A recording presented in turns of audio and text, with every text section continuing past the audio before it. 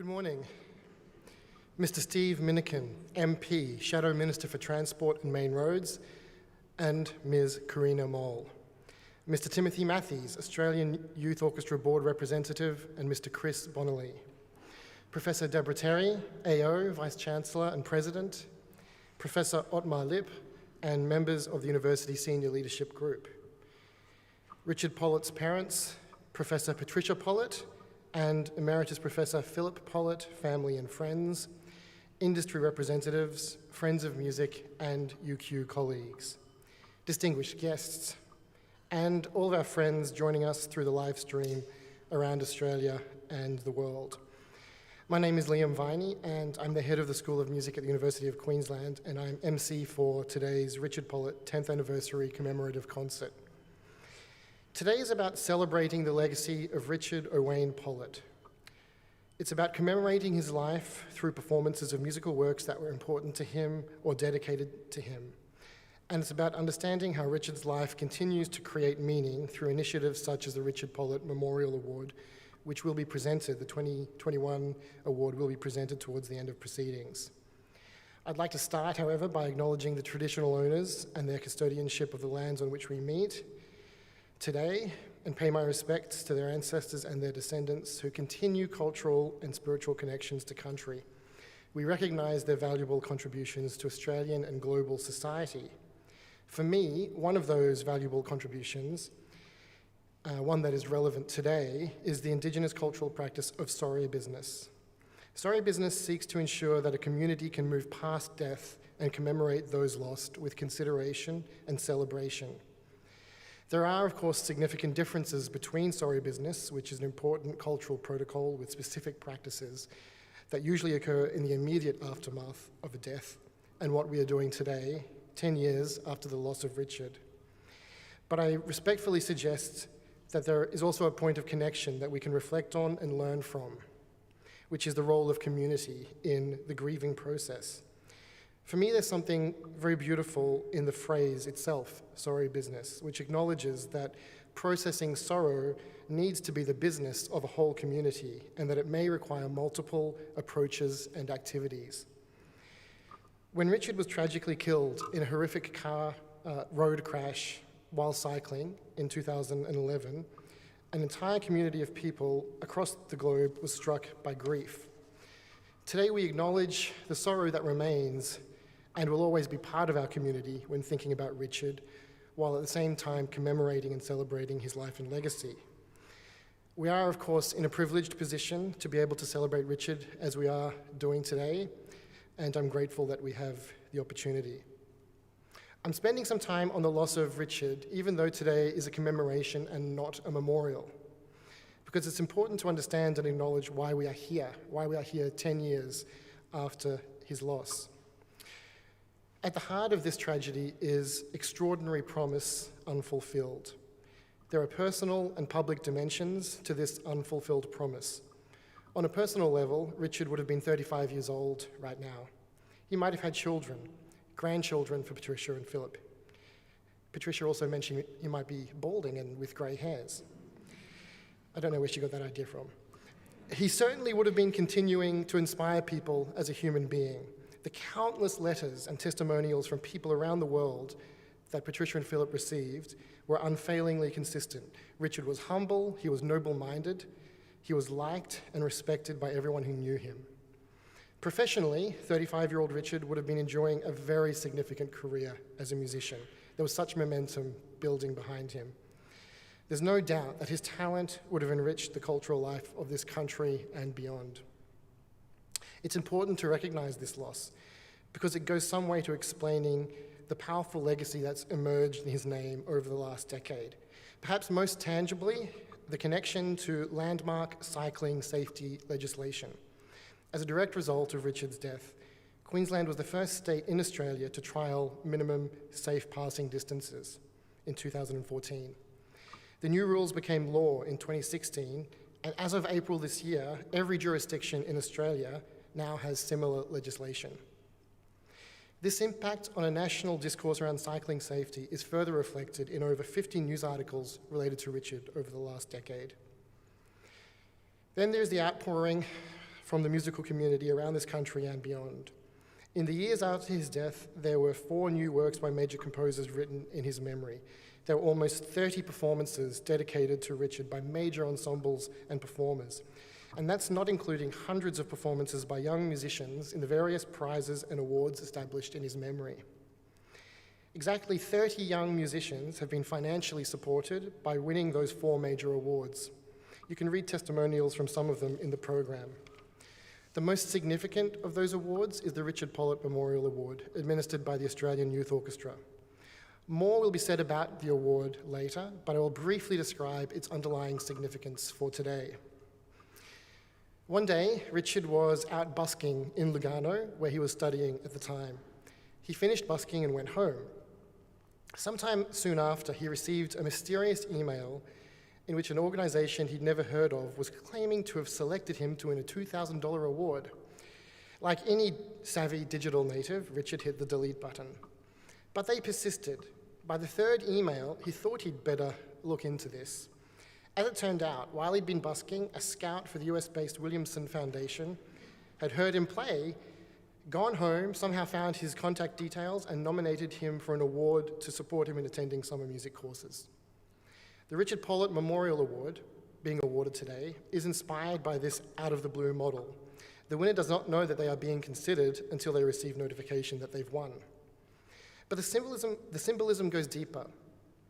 While playing the violin phenomenally well is the first criterion, the equally important second criterion is that the winner must be a person of integrity and character.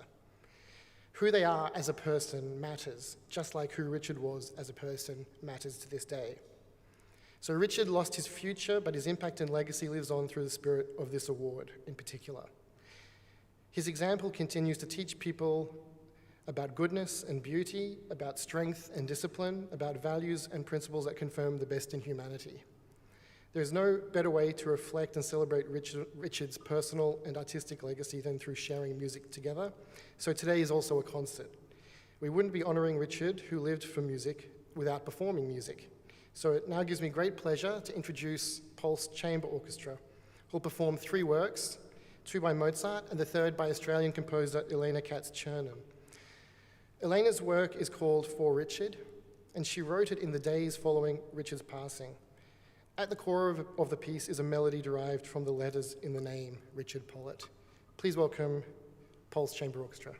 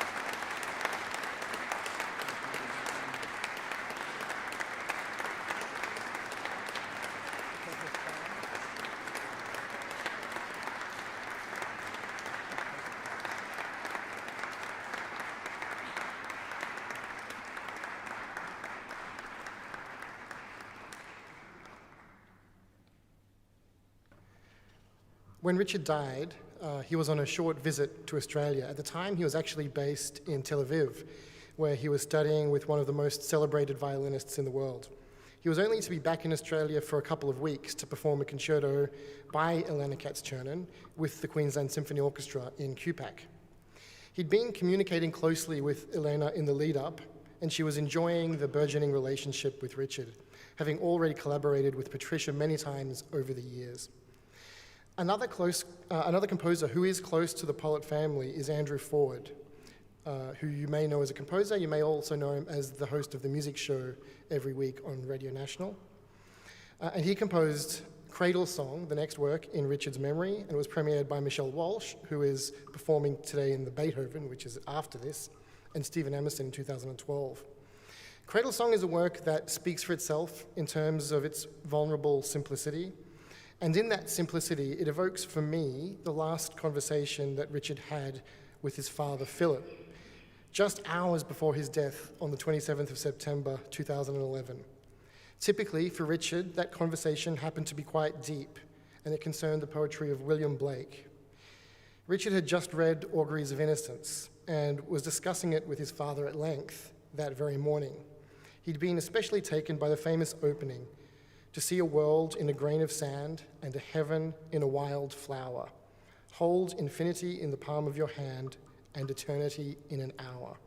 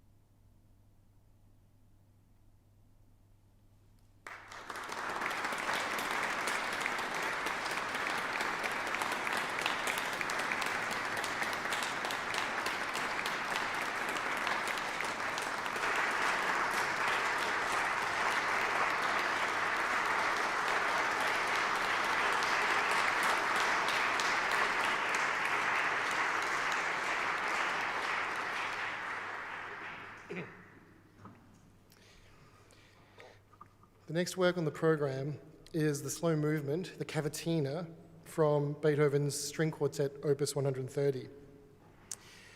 This piece is well known as one of Beethoven's most moving late works, and it was a very significant part of the musical selection at Richard's funeral.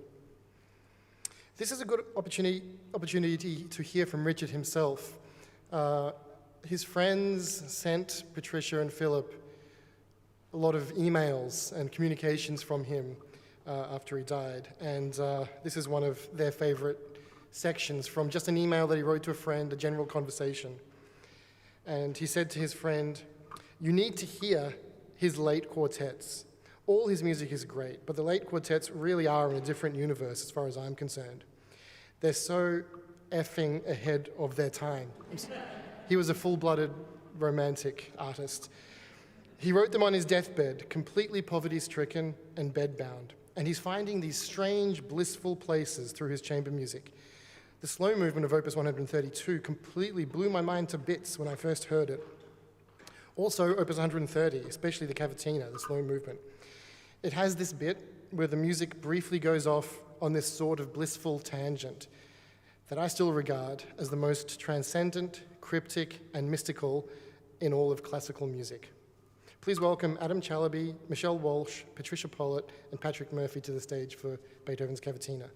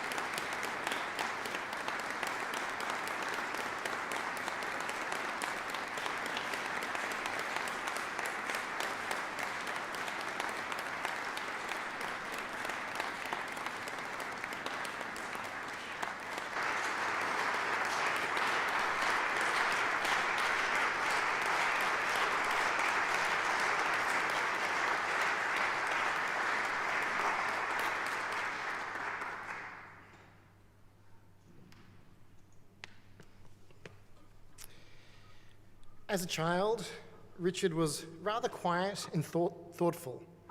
As a teenager, he showed little interest in television, partying, or going out drinking with friends. He seemed unusually mature at an early age when it came to music, food, literature, film, and nature. The eulogy at his funeral put it like this: Richard's interests were incandescent in their intensity and profound in their thoroughness. It was as if he was selecting aspects of life that took his interest, and rather than nibble at the surface, he sucked the very marrow from their bones.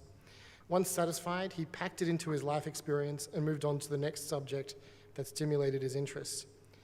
No doubt, in his brief life, he extracted more from such excursions than most of us acquire in our extended lifetimes. This intense mode of existence might explain Richard's love of the Austrian composer Anton Bruckner. It's not the typical choice for a 25-year-old. Again, from an email to a friend, and it went back even way before he was 25, he described Bruckner as a really wacky composer who I took a huge liking to as a young lad. I often think of Bruckner as my first love in music, as in wild, romantic, passionate love. The next group of works, starting with some Bruckner, some sacred music of Bruckner, so not so wacky or wild in this case, will be performed by the UQ Chamber Singers and the Amity String Quartet. Dr. Graham Morton will be conducting in his role as Choral Performance Fellow at UQ, but it's worth noting that there's another connection of importance here. Graham taught at St. Peter's Lutheran College while Richard was in years 11 and 12 there. Richard often commented on the inspiration that Graham provided him, adding to the depth of his feeling for music. Please welcome the UQ Chamber Singers and the Amity String Quartet.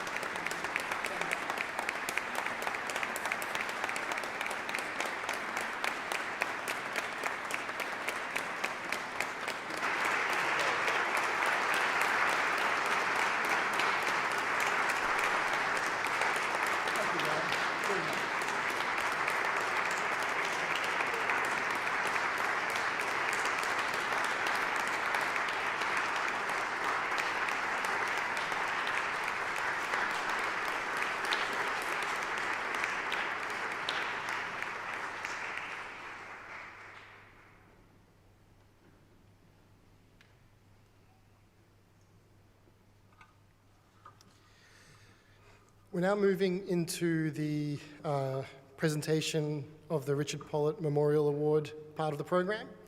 So it gives me great pleasure at this point to introduce Mr. Timothy Matthees, who is the Director of Artistic Planning at the Queensland Symphony Orchestra, but today he's here representing the board of the Australian Youth Orchestra, and he's going to speak about the Richard Pollett Memorial Award. Thanks, Tim.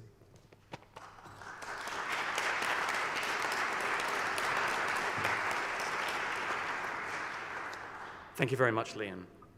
I too acknowledge the traditional owners of the lands on which we are gathered today and pay my respects to their ancestors and descendants who continue cultural and spiritual connections to country, including through music making. Mr. Stephen Minikin and Ms. Karina Mole, Professor Deborah Terry, Professor Otmar Lipp, and members of the university's senior leadership group, dear Patricia and Philip, and your and Richard's family and friends. It is an honour to be speaking today representing the Australian Youth Orchestra's board and leadership. AYO is Australia's premier youth music organisation, with a breadth of programs providing young musicians with outstanding musical experiences both nationally and internationally. Richard fully involved himself in a number of AYO programs over many years, starting with young symphonists, then National Music Camp, in the Australian Youth Orchestra, and as part of the chamber music program Young Australian Concert Artists. This involvement was important to him, as has been Patricia's connection to AYO, and the organisation is honoured that Patricia, Philip, and others established the Richard Pollett Memorial Award in association with it to honour his memory. The annual award provides support and encouragement to young violinists who display outstanding personal and musical attributes, and provides funds to cover costs associated with music studies, including lessons, attending courses, orchestral program fees, instrument costs, or overseas studies. As Liam said, the recipient is chosen by a small panel with recommendations sought from specialist musicians from around Australia, and there is no application process. As he also mentioned, how the award is made was inspired by an experience Richard had. I don't believe any of the recipients haven't believed Colin Cornish, AYO's CEO, when he has called them. However, I know from speaking with many of them, and as you can read in today's program, that the receiving the award is a life-changing experience. They and everyone at AYO are so grateful to Patricia and Philip and all the many generous supporters from around the world, individuals and organisations who have and continue to support this very important award. Richard's qualities serve as an inspiration for it, and I would like to read part of the letter that the Scouts for the award receive. This award aims to support and encourage young violinists, helping them to explore their potential and deepen their love for music. The award is in recognition of a person's qualities and achievements, and not necessarily advanced technical ability. We hope that Richard's spirit will serve as an inspiration, possibly changing their view of what is possible. The award encourages young people who have a broad vision in life, more than just studying the violin. The virtues that align with the aims of the award include musicianship, sensitivity, imagination, enthusiasm, dedication, humility, and, above all, passion. The desire to communicate and discover beauty through music was at the heart of Richard's ethos. Music was at the centre of his life, but at the same time he explored many interests, including literature, film, art, contract bridge, food and cricket, and he loved the outdoors. He had a kindness of spirit and a gentle disposition that had a positive effect on those around him. We hope there will always be common threads that link his special qualities with those of award recipients. I only had the opportunity to hear Richard play live a couple of times, and similar opportunities to talk with him. Yet these words sum up my experience and knowledge of him. I have spent time with a number of the awards recipients, and they absolutely display these qualities: the humanity, dedication, and passion, as will future recipients. They, like all of us, honour Richard's memory through making music to bring positive effect. Thank you.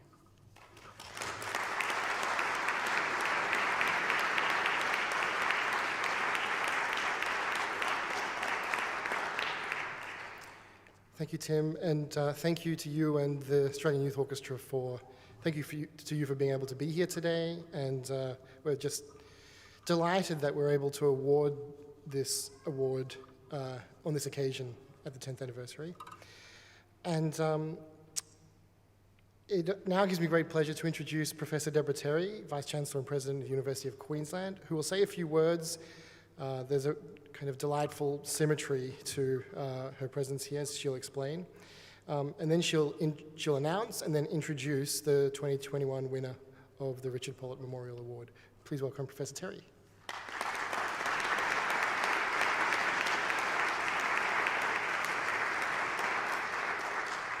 Thank you very much, Liam. And can I also begin by acknowledging the traditional owners of the lands on which we are meeting here today.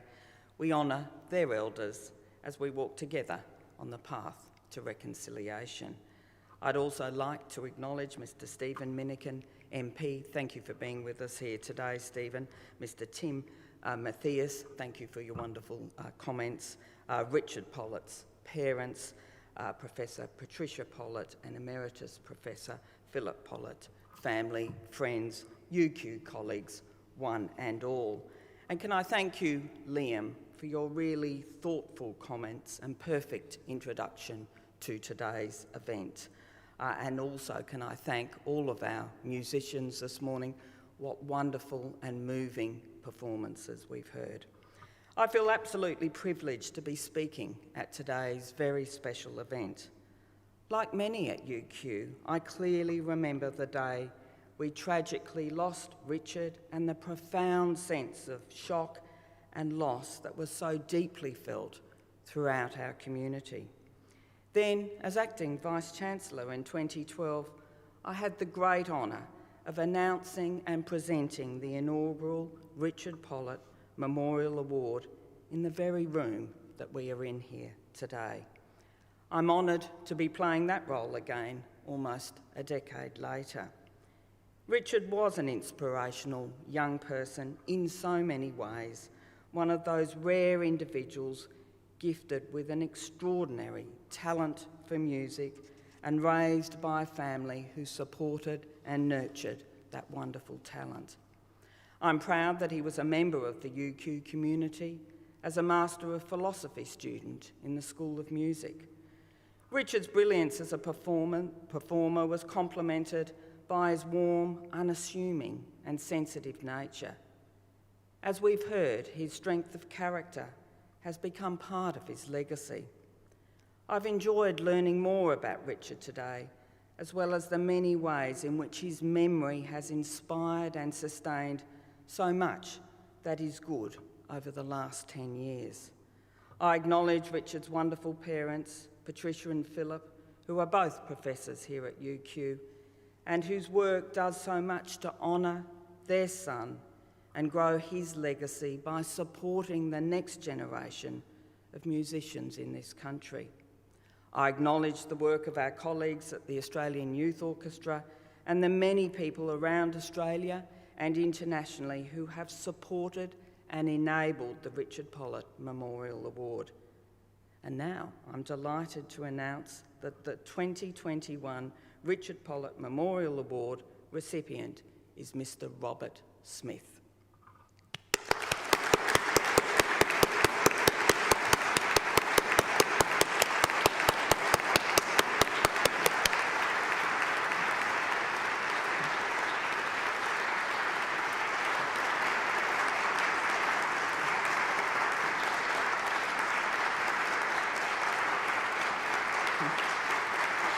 Great ovation. Robert is a violinist currently pursuing a Bachelor of Music at the Queensland Conservatorium of Music at Griffith University. He has played with the Australian Youth Orchestra and was concert master at the AYO's National Music Camp. It is my great pleasure to invite him now to perform for us. Please join me in welcoming Mr. Robert Smith. Thank you.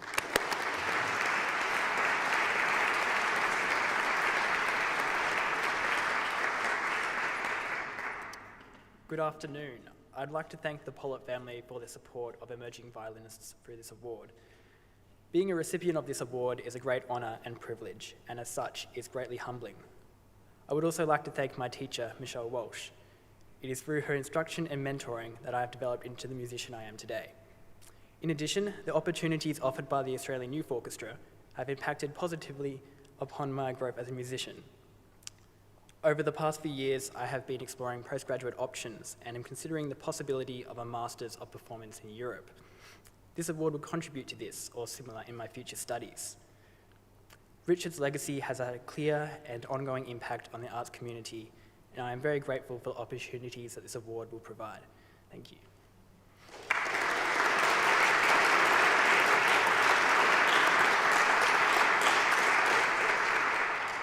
Alex and I will be performing the garden scene from Korngold's Much Ado About Nothing.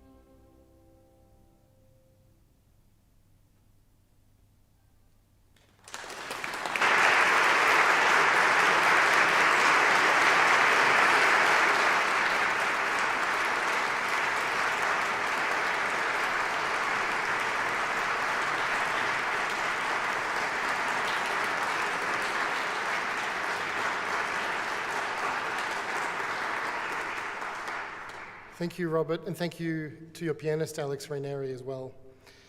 Thank you to Mr. Matthews, Professor Terry, and all the performers today.